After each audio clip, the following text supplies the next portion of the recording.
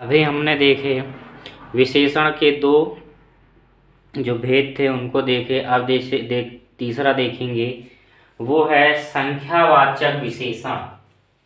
संख्यावाचक विशेषण जिन विशेषण शब्दों से संज्ञा की संख्या का बोध होता उन्हें संख्यावाचक विशेषण कहते हैं। नाम से ही स्पष्ट संख्या, यहाँ पर संख्या का बोध हो, जैसे एक मेज, 4 कुर्सी, 10 पुस्तकें। सीधी सी बात है, जहां पर संख्या का बोध होता है वहां पर आपका संख्यावाचक विशेषण होगा।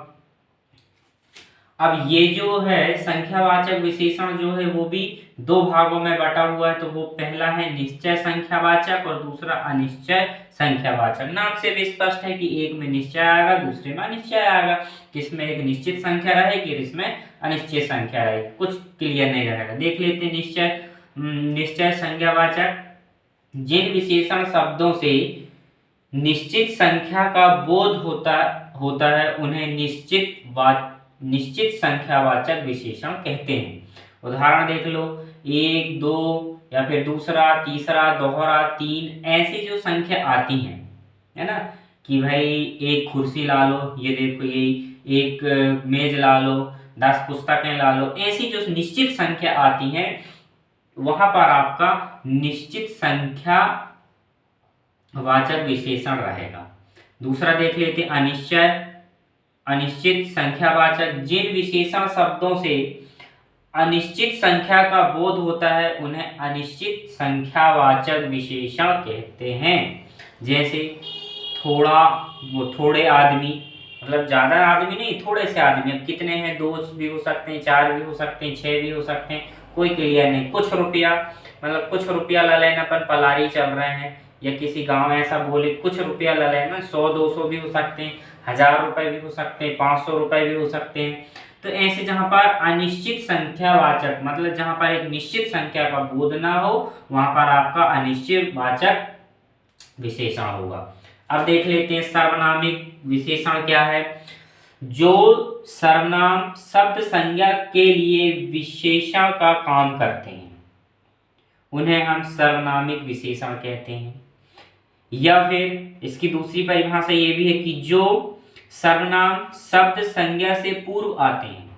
आपका संज्ञा तो रहेगी लेकिन संज्ञा से पहले एक सर्वनाम रहेगा, उन्हें हम सर्वनामिक विशेषण भी कहते हैं। जैसे वह घोड़ा अच्छा है, वह घोड़ा अच्छा है, तो ये घोड़ा जो हो गया आपका क्या हो जाएगा, सर्वनाम, क्या संज्ञा, ये होगी संज्ञा, और ये होगा वह जो है ये सर्वनाम। संज्ञा के पहले आएगा सर्वनाम, तो वही आपका सर्वनामिक विशेषण है। ऐसे यहाँ पर देखो, वह पुस्तक अच्छी है, तो ये जो पुस्तक है वह आपका क्या कहलाएगा, संज्ञा, और ये जो वह है ये कहलाएगा सर्वनाम। अब देख लेते हैं विशेषणों की तुलना भी की गई है 3 प्रकार से। मूल अवस्था, दूसरा है उत्तर अवस्था, और तीसरा उत्तम अवस्था। मूल अवस्था में इसमें किसी व्यक्ति या वस्तु की विशेषता बताई जाती है। मूल अवस्था में किसी व्यक्ति या वस्तु की विशेषता बताई जाती है, उसे हम मूल अवस्था कहते हैं। जैसे राम गोरा है, निश्चित हो गया, उसकी एक विशेषता बता दी है हमने कि किसी व्यक्ति या वस्तु की, या वस्तु भी हो सकती है ना, तो यहाँ पर उसकी एक विशेषता बता दी कि राम गोरा है, कि ये जो राम है ना भैया यह बहुत गोरा है। अब देखो उत्तर अवस्था, दो व्यक्ति की तुलना की जाती, दो व्यक्ति या वस्तु की तुलना की जाती है कि राम सोहन से गोरा है, कि भाई राम जो है ना वो सोहन से गोरा की, दो व्यक्तियों की तुलना की कर दिए। या फिर पेन, ये ब्लैक पेन नीले पेन से अच्छा है, तो वहां पर भी दो वस्तुओं की तुलना हो गई। ठीक, वहां पर आता उत्तर अवस्था। फिर अब आती उत्तम अवस्था, 2 या 2 से अधिक वस्तु या व्यक्ति की तुलना की जाती है। 2 या 2 से अधिक होना चाहिए कि राम सबसे अच्छा है, कि इतने सारे जो लड़के हैं इन सब में जो राम है वो सबसे अच्छा लड़का है। या फिर ये ब्लैक पेन बहुत अच्छा है, इतने सारे तो रखे लेकिन ये जो ब्लैक पेन है ये बहुत अच्छा है। तो इस प्रकार से हमारा ये विशेषण भी खत्म हुआ। हमने पढ़े संज्ञा, सर्वनाम, विशेषण, है ना। तो कैसा लगा ये आप हमें कमेंट्स करके जरूर बताएं, और यदि अच्छा लगा होगा तो वीडियो को सब्सक्राइब और लाइक शेयर जरूर करें। आज हम देखेंगे विशेषण। अभी तक हमने पढ़े संज्ञा, सर्वनाम, आज पढ़ते हैं हम विशेषण। तो विशेषण की परिभाषा, जो संज्ञा या सर्वनाम की विशेषता बताते हैं उन्हें हम विशेषण कहते हैं। कहने से मतलब जो संज्ञा और सर्वनाम की जो विशेषता बताता है उसे हम विशेषण कहते हैं। जैसे संज्ञा में देख लेते हैं, राम अच्छा लड़का है।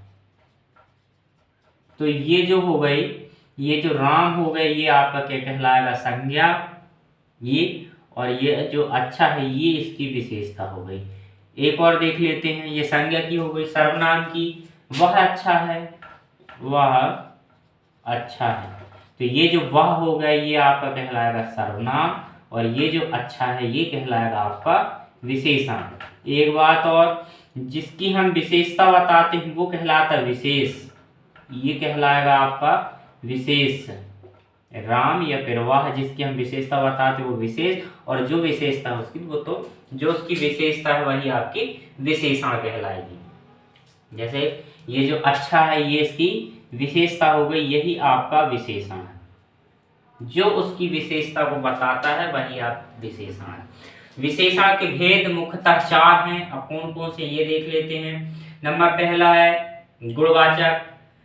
जिन शब्दों द्वारा संज्ञा के गुण अथवा दोष का बोध होता है उन्हें गुणवाचक विशेषण कहते हैं। कहने से मतलब जिन शब्दों के द्वारा संज्ञा के गुण अथवा दोष का बोध होता है, संज्ञा वही किसी व्यक्ति, वस्तु या स्थान, उनके क्या होना चाहिए, गुण और दोष का बोध होता है, उन्हें हम गुणवाचक विशेषण कहते हैं। जैसे कायर, वह कायर है, या फिर बोल सकते हैं कि वह जो है ना भैया बहुत कायर है, या फिर किसी का नाम बोल सकते हैं हम कि घनश्याम बहुत कायर है, अनुज बहुत बलवान है, या फिर श्याम सिंह, राम सिंह एक नया व्यक्ति है, वह पुराना कपड़ा है, वह बहुत लंबा है, वह जो लड़की है वो बहुत सुंदर है। ऐसे जो शब्द आते हैं वह आपका गुण, जिससे किसी चीज के गुण और दोष का पता चलता है, वह आपका गुणवाचक सर्वनाम, गुणवाचक विशेषण कहलाएगा, सर्वनाम नहीं।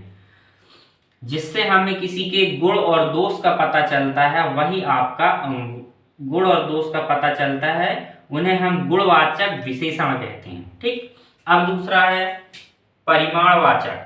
जिन विशेषण शब्दों द्वारा संज्ञा की मात्रा का बोध होता है उन्हें हम परिमाणवाचक विशेषण कहते हैं। जिससे हमें किसी का नाप, तौल है ना, या फिर मात्रा, मात्रा के अंतर में ये इतना है, ये इतना है, ऐसे जहां पर मात्रा का बोध होता है वह परिमाणवाचक विशेषण कहते हैं। ये 2 प्रकार के होते हैं।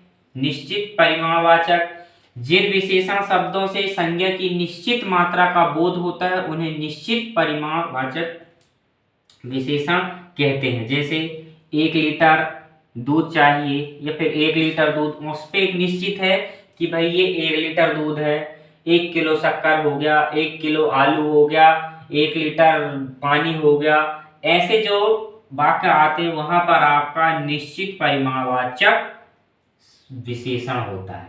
ठीक, कि भाई उसकी विशेषता हो कि 1 लीटर है, ये 2 लीटर है, 1 किलो आलू है, ऐसे ये निश्चित परिमाणवाचक है। अब देखते हैं अनिश्चित।